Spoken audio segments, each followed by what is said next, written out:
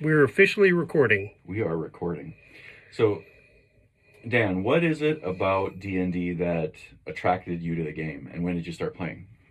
I started playing, gosh, it had to be around the fourth grade. So this is like real early 80s.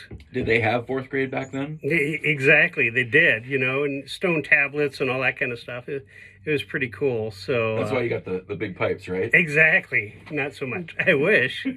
But no. So yeah, I started playing, and it was just all the weirdo kids who really didn't fit in, and we weren't super athletic or we weren't super whatever, and I was like, oh, this is a fun game. It took you out of this world. You got to be a whole different person or whatever, and you didn't even have to play, a male character. You could play a female character or whatever you wanted. It was just real fun. You get to be somebody other than yourself. And it was kind of fun. And it just for a little while, you know what I mean? But, I enjoyed the ability to kind of use skills that you normally wouldn't have. You had to problem solve on the fly, and you came up with different problems, strategies, solutions, and you're like, oh, wow, this is fun. This is challenging. Not like in real life I could actually harpoon a tree and then make some sort of shimmy and all this kind of stuff.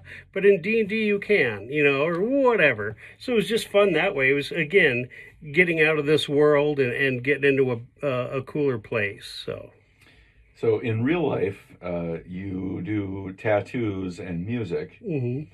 How frequently do you play a bard in D&D? Not often enough. That's actually funny. I've only played a bard once or twice. Super fun. But I keep getting pulled back into different characters. I like my basic class for the longest time was cleric.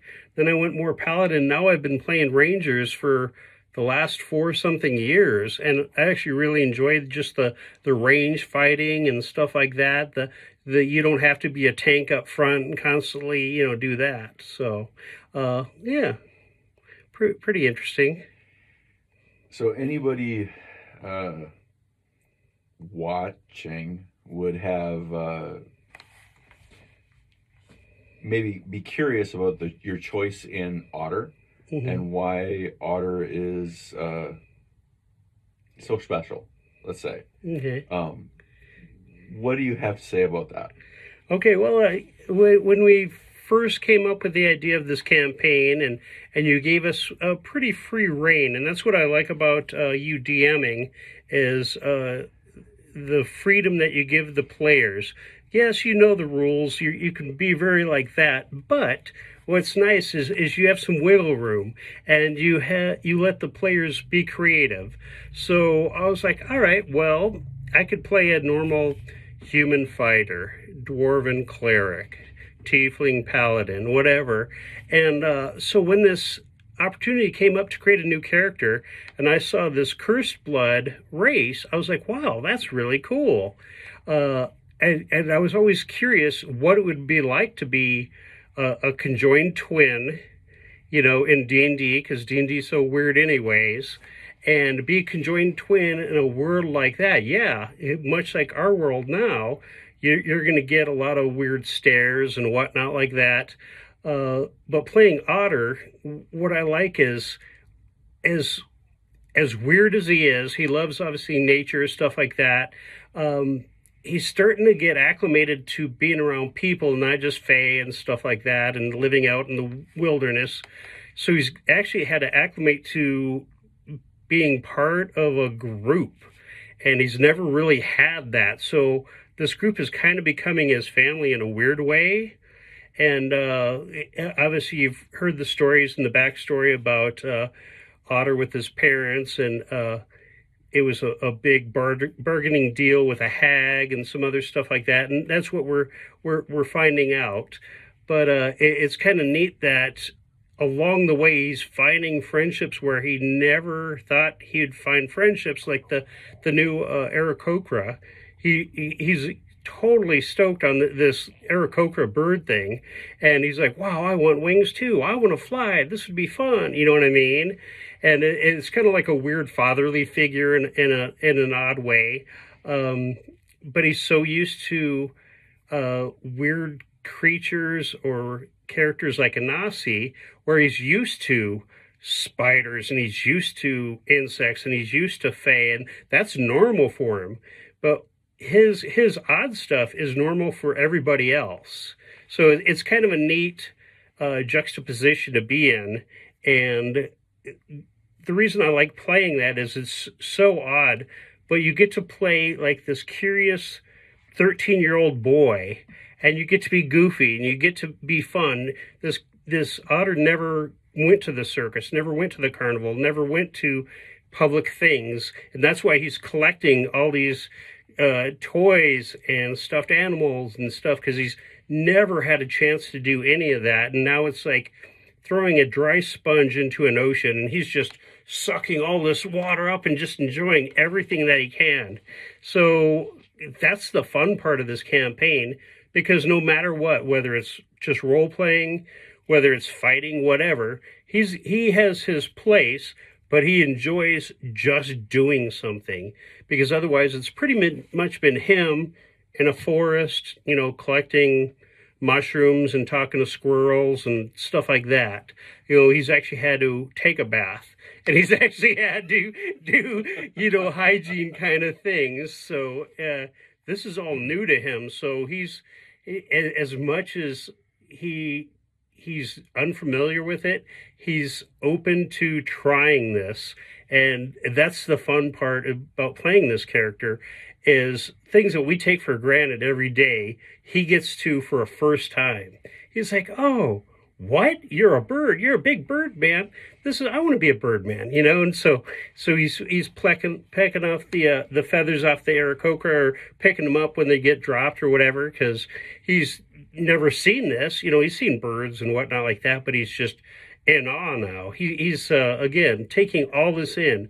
He's never seen a carnival, but he's realizing that he does have a place, not just being a weird freak in the forest and stuff like that, that he can actually become part of something bigger than him. So that's what I like about playing Otter. He's just an odd character, and we all have a little bit of Otter in us, you know what I mean, where we want to belong. Mm-hmm. We want to be part of something.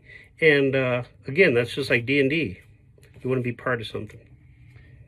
So what would you say is one of Otter's like hidden talents or hobbies? Something that you haven't talked about like in the campaign that you believe Otter would do or has done or is about, and it just hasn't come up. Okay, that's a really good question. All right, so hobbies. He likes to collect weird things. He likes... Is that Otter or is that Dan? Well, that's both of us, because let's admit it's one and the same, okay? Well, I'm just going to put that out in there. Dan, Otter, one and the same. So it's really easy for me to play this character, because my house looks nothing short of a oddities museum, you know what I mean? And with Otter, again, he's never really seen a lot of this, so he's so excited to pick stuff up. And the fact that the hag has interest in him enough to give him this bag that they can transport stuff back and forth. Again, you see this real childish, mentally immature boy who can share something, and he's like, "Look what I found a mushroom." And the hag's like, "Yeah, okay, it's a mushroom," you know what I mean? But he's like, "But it's a blue one," or whatever, you know what I mean? Or, "I found this gnome that got turned to stone by this creature, you know, look, I've never seen one, so I want you to see it too." So he's really excited about sharing stuff with people, you know what I mean? And as much as he... Did you put the gnome in the bag? Yes. Yeah, actually, two of them. I see now. Was it the two that were hanging on the stairs? Mm-hmm. I see now those two gnomes sitting out in front of her little cottage, Right. Maybe painted. Right, exactly. And that's what I love, because just about the time that the hag opens the bag and she's like, what the hell is he sending now? You know what I mean? Uh-huh. That she's like, oh, I could actually use this. Maybe I'll doll up the house. Like you said, we'll put the gnomes out front. Or, hey, I needed mushrooms. Now I don't have to go down to the Aldi's or whatever their equivalent is. So she's like, oh, okay. And so he's creating a weird motherly son bond with this hag. And she is obviously odd enough, because he's really self-conscious on how he looks. Obviously, having multiple eyes, multiple mouths, teeth, all this kind of stuff, and being very visually distressing. He uses that to his ability, but he doesn't use it all the time. We see it here and there. He just doesn't take the mask off and like that because he wants to be mindful of other people, and he kind of likes fitting in. So he's got the couple masks, the plain mask that we started off with, really heavy, and it was that solid metal and stuff like that, and I was sweating balls in that thing. I'll tell you what. I do like the long nose, right? So when Otter did get that through the Elven King, I can't remember. It's been so many sessions ago, where I could actually use just a half mask. It was so easier to breathe. As my beard gets longer, it gets way more easier to contain when you just have half a mask. But okay, so you're talking about Otter and hobbies. What was the second part of that question? I don't even remember, but I have a follow-up question. Okay. If you were to pick someone, living or dead, anybody relatively famous or well-known, who would you say Otter is most like? Wow, that's a really good question. That is a really good question.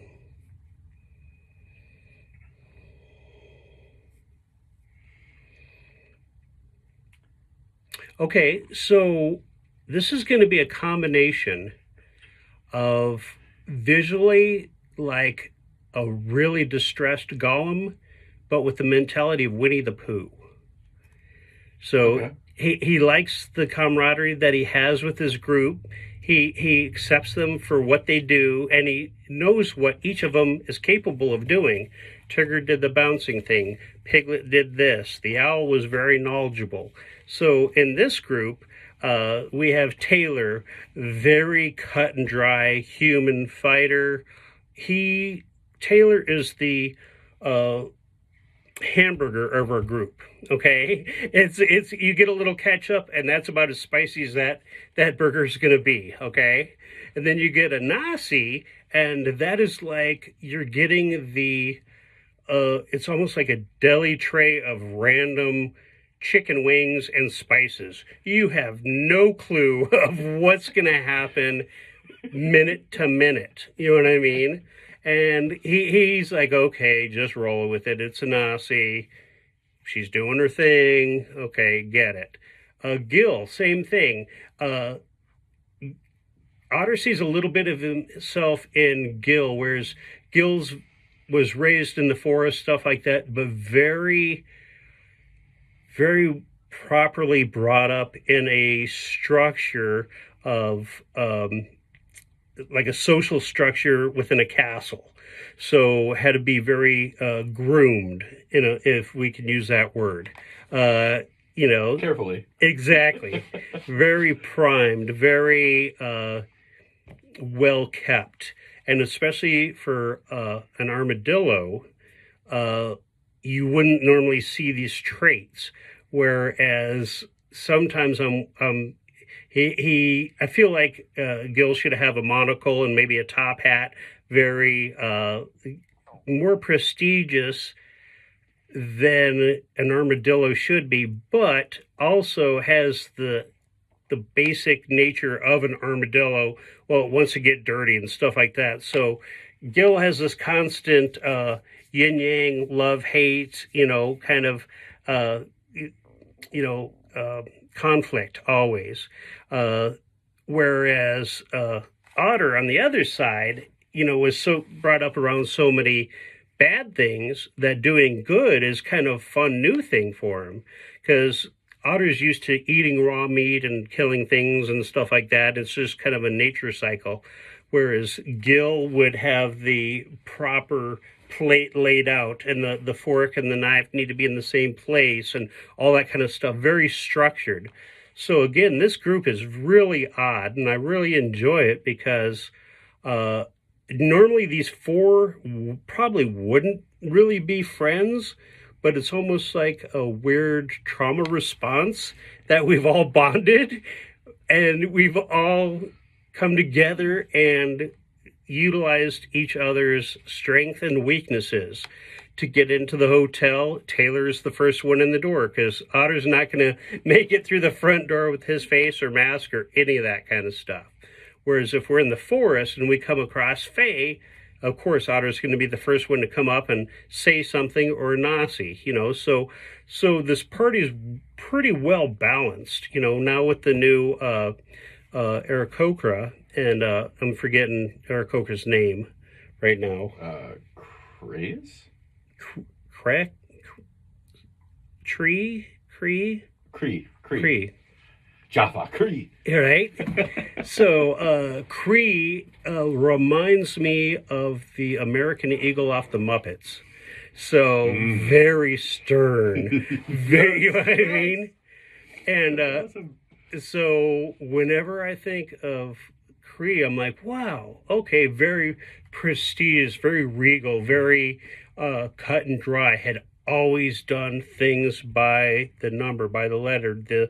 The I's were dotted, the T's were crossed, had never really veered, always straight lines, straight and narrow. And what I like is Kree's opening up to Otter's weirdness, silliness, like, what is wrong with that kid? You know what I mean? But Otter wants to bring out the little kid in everybody. The fun stuff where you smile and laugh and have a good time. Yeah, if we have to kill stuff, we get down to business. But, at the end, he's going to be like, are you going to eat that ear or not? You know what I mean? And it's his way of handling things. So it's pretty interesting where this campaign's going. I'm excited to see where it goes, coming up here, that's for sure. I need another question.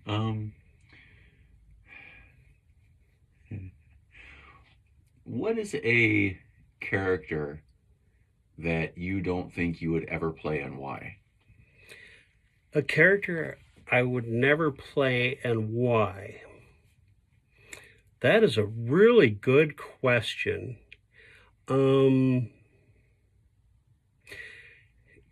Now, when you say character, are we talking Like a class and race, class, any of that? I don't think there's really any race that I wouldn't play, to be all honest. I like getting on Roll20 and just kind of messing around with characters and seeing what classes and races I like and kind of mix and match and just putting those together and see all the different attributes and, just stuff like that. Monk would probably be my least favorite right out of the starting gate. It's got a lot of stuff going on. You know what I mean? It's like by the time they reach, 10th level, 12th level, 15th level, whatever, they have like 19 punching abilities with a kung fu kick or some shit like that. And you're just like, oh my gosh, that's just a lot, I have hard enough time trying to keep Otter in line with all the stuff he does, his equipment does, all that kind of stuff. So I've really tried to hone in on that. Whereas like wizards or sorcerers, stuff like that would be my next hardest one that I probably wouldn't want to play, just for the simple fact that you have to keep track of so many spells, so many different kind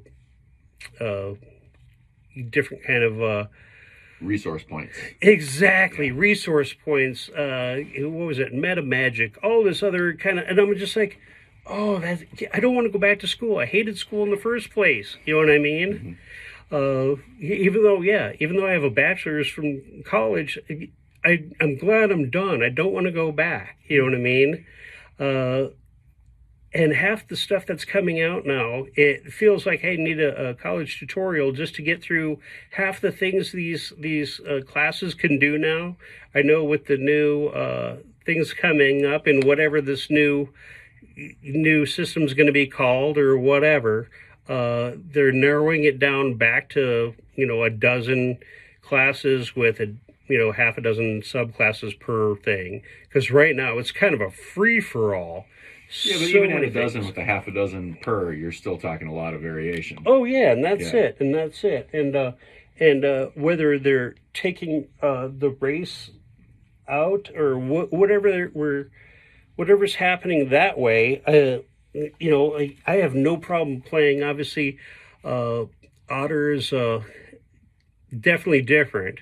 But in one of my other campaigns, I play a little goblin. And another one, I like playing different Otter characters, no pun intended, but like the tiefling and stuff like that. Something a little more distressing, not so peanut butter and jelly, the human, the regular elf, the whatever, I tend to push the envelope and try to figure out something that always keeps a little bit of edge to the party. So it might cause a disturbance in town, but on the same note, it might help them in the underworld. There's always, I like that kind of weird balance, the weird yin-yang balance. Do you feel that a lot of games are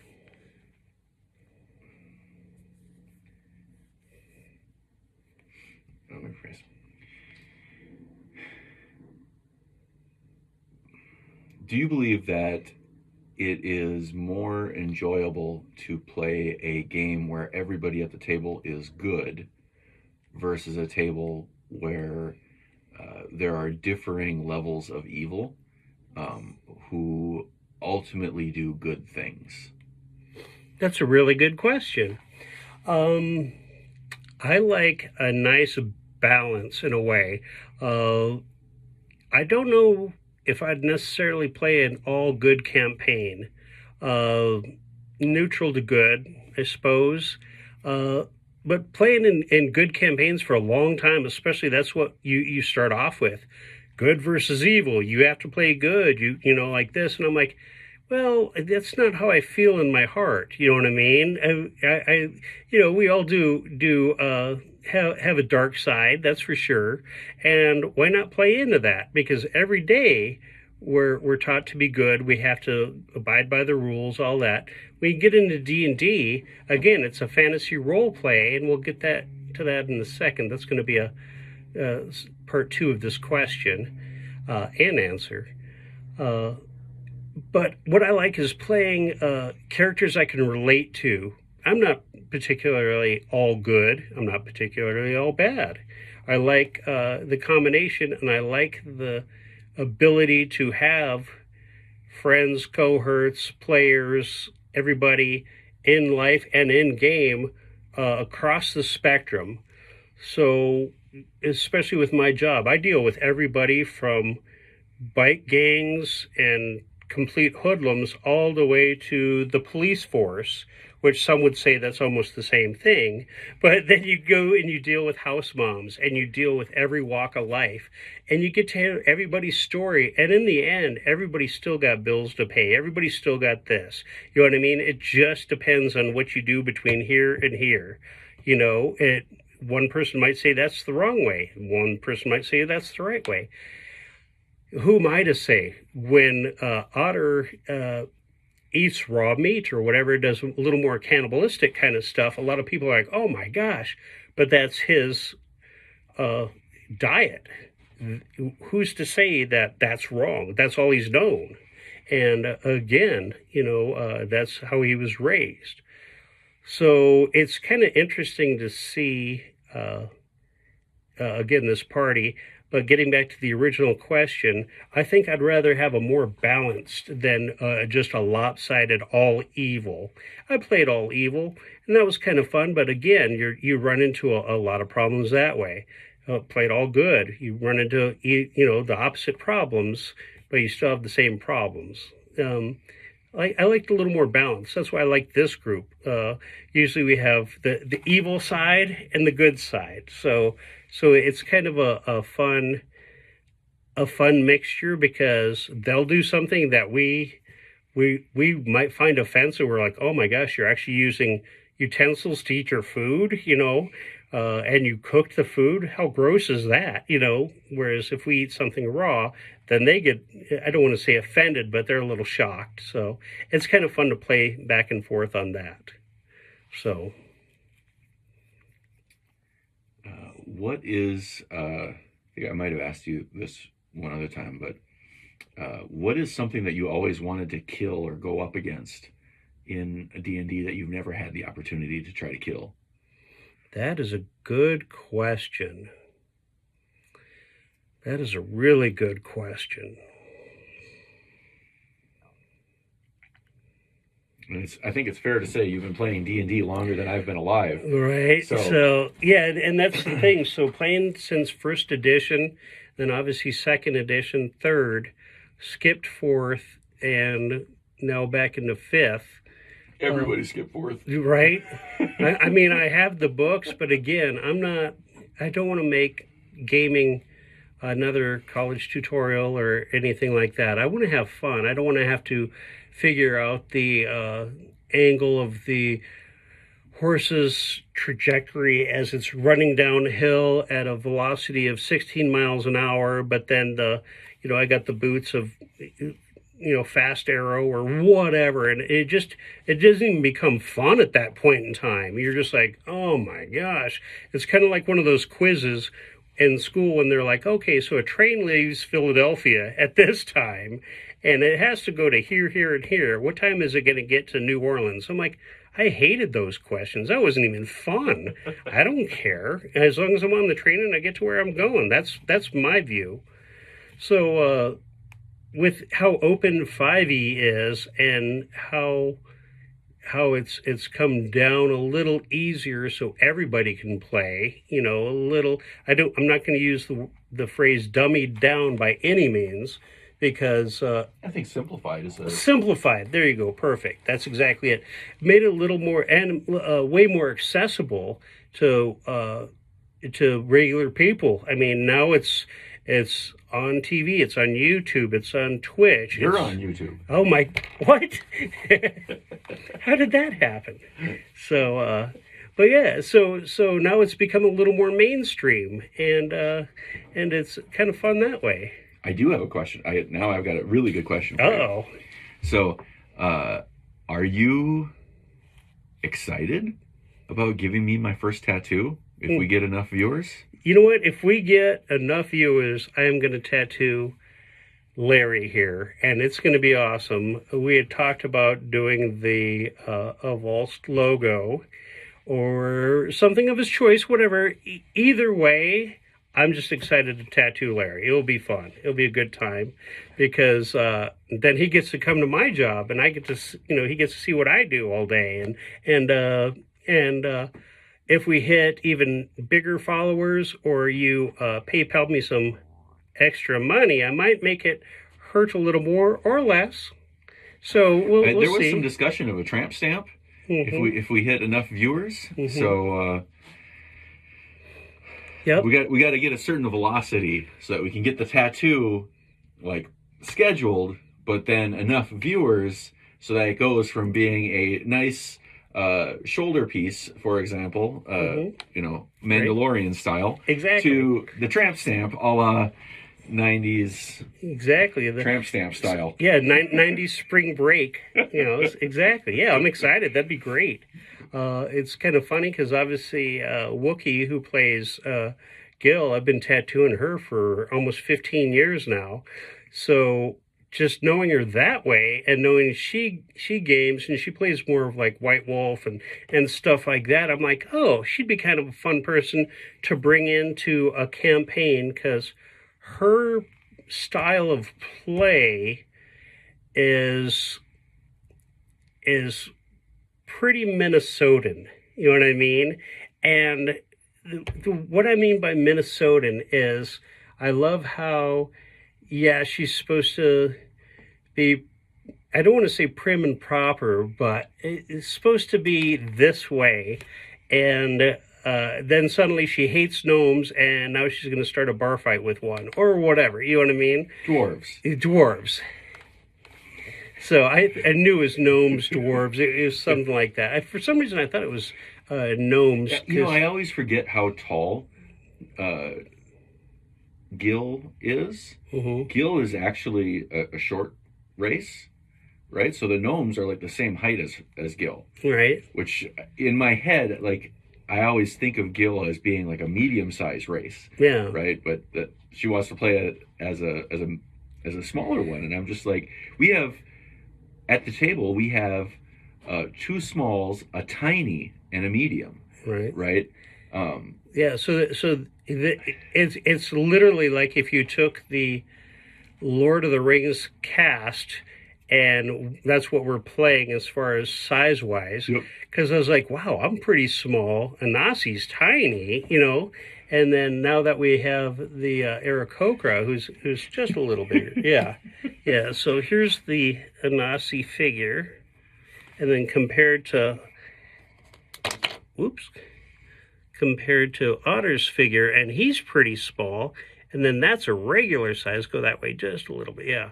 So you can see they're all pretty small. We get a pretty small party. So what I like about it's not that, the size of the party, it's how you use it. Exactly. And it's a little less menacing, because obviously if people see us coming, they're like, oh, what is this? A group of kids almost, you know, because obviously Otter's looks like a 13-year-old boy, you know, and very abrasive as far as, like, he's not starting fights or anything like that. He does have a mask and can change it, but other than that, kind of blends in when he has to. So, who is somebody that you would love to play D&D with? Like one session? One session, the Dungeon Dudes. I think that'd be fun. Yeah. I'd like to play with Monty and the rest of the group. I think that'd be fun, just because that group works so well together. Obviously, they've been playing a long time, where I see our group like getting there. You know what I mean? We have a good, solid foundation, and obviously, you and I have played in campaigns before with various people, and some were hit, some were miss, and then we kind of, I don't want to say cherry pick this group, but we went out of our way to make sure that everybody kind of got along and played well together, you know. So right now it's going pretty good, but obviously we have to kind of wrangle in Anasi a little bit. She gets a little crazy, but we all have our moments. I'm a little more excited to see what happens with Taylor, and hear about the stuff that he hasn't told us in some off-game stuff and whatnot. So should be interesting. It's going to be interesting to see where this group goes. But anyways, getting back to the monster that I haven't fought. Right? Exactly. So yeah, ADHD. We'll get there eventually. Yeah. We'll eventually just like get a campaign. Exactly. No, there really isn't a creature that I haven't fought or taken on that I'd want to. I mean, you don't really want to fight a lot of the creatures, because again, as Otter, he's like, oh, they're still my friends. They're still, you know, my brothers and sisters, because they're weird, you know, I don't want to say outcasts too, but, you know, they're just misunderstood, you know. But then if he has to, then he'll have to kill them if it comes down to a fight. But as far as creatures, there's really no. I mean, we had a lot of mind flayers in the last campaign. We've had a lot of a good amount of variety in your campaigns. So that's the good thing about it. It's not just Blue Dragon, I don't know how to stick to one plane of existence. Oh yeah, and then I'm all over all creation, and that's one of the things I like about this setting is it is planar chaos, and you have demigods just kind of popping their head in, looking at you, throwing you a little pouch, and then peace outing. Right. Well, and that's it, because I guess a creature I wouldn't want to have to really take on is more, I don't want to say space creatures, planar creatures, more advanced creatures, because then you get almost like that alien predator style fight, which can be fun. But I think that would be my big Achilles heel right there, because obviously playing Otter, he's a pretty simple person and doesn't understand a lot of that too, So I think that's. So no taking on Zalor's minions in the far realm. Yeah. I mean, if he has to, he will, but wouldn't be first option, So. Well. Thank you for your opinions, sir. Hey, no problem. If you have any other questions, we can do this again. Otherwise, love playing Otter. Love this campaign. I can't wait to see where it goes. Hopefully we have many more. If you have any questions for Dan, please put them in the comments. Like and subscribe. Thanks, guys.